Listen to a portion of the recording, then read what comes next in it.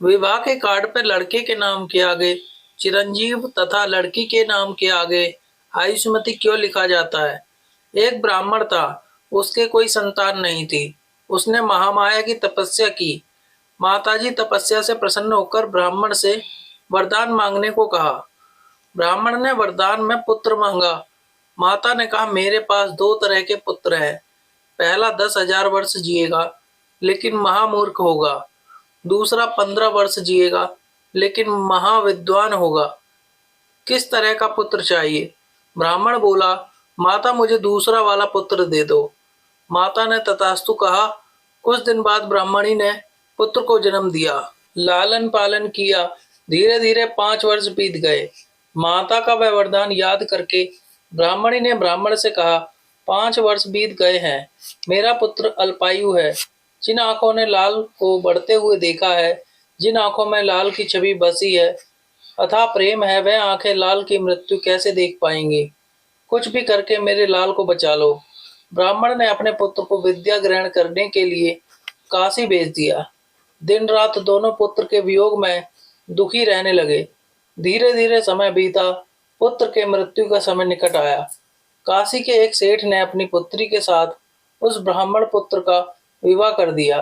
पति पत्नी के मिलन की रात उसकी मृत्यु की रात थी। यमराज नाग रूप धारण कर उसके प्राण हरने के लिए आए और उसके पति को ढस लिया। पत्नी ने नाग को पकड़ के कमंडल में बंद कर दिया। तब तक उसके पति की मृत्यु हो गई। पत्नी महामाया की बहुत बड़ी भक्त थी। वह अपने पति को जीवित करने के लिए माँ की आराधना करने लगी। आराधना करते करते 1 माह बीत गया।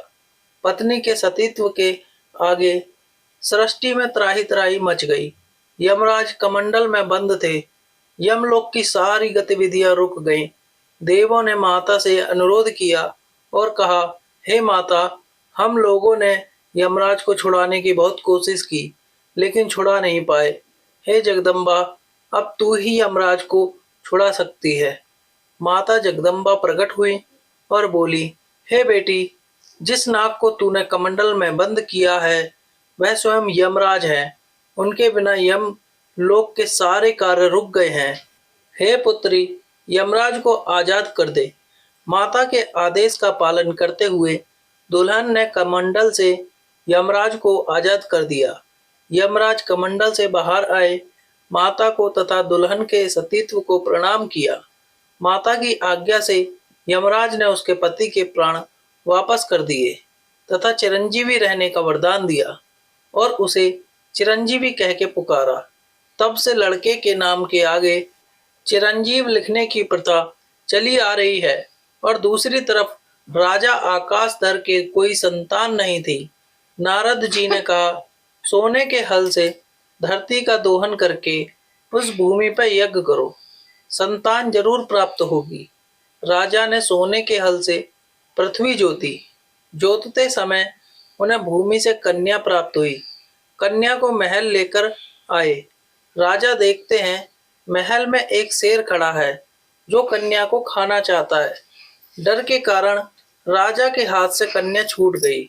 शेर ने कन्या को मुख में धर लिया। कन्या को मुख में धरते ही शेर कमल पुष्प में परिवर्तित हो गया।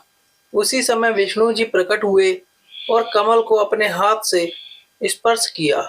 स्पर्श करते ही कमल पुष्प उसी समय यमराज बनकर प्रकट हुआ और वो कन्या 25 वर्ष की युवती हो गई।